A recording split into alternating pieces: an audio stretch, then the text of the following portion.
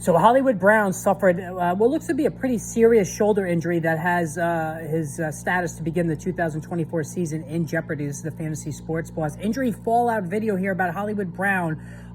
He was obviously, he's not a top tier name, but he's, one of those guys that, especially in this Chiefs offense, that many in the fantasy football community were looking to slap a sleeper tag on him. Last year was kind of a lost season for him, both with injuries and just underperformance. But going to the Chiefs, signing a one-year deal to serve as a target for Patrick Mahomes, certainly fantasy football friendly. But now Brown suffers a shoulder injury, so a dreaded preseason injury, and it looks like he's going to miss it could be up to a month, which has his status to begin the season in doubt.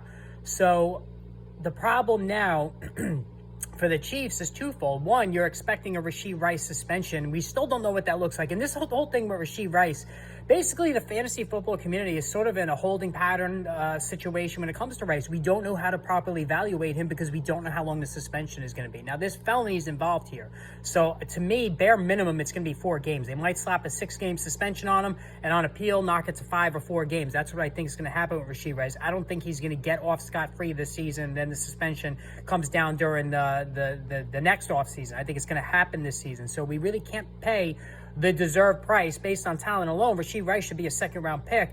But then you get into that, cat and mouse game of when is it too early, when is it too late to draft Rice, because his talent is just undeniable, especially in this offense. But now Hollywood Brown is out. So what are we looking at? Travis Kelce, obviously, he's now falling behind Sam Laporta in the tight end rankings. He's going to get more targets, but he only played about 70% of the snaps last season. Andy Reid said that's going to be the case again this year for his aging tight end.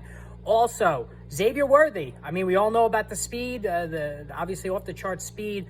Is he an all-or-nothing guy, or can he find consistency? Remember, Sky Moore, for all the accolades he got last summer, did virtually nothing in this offense.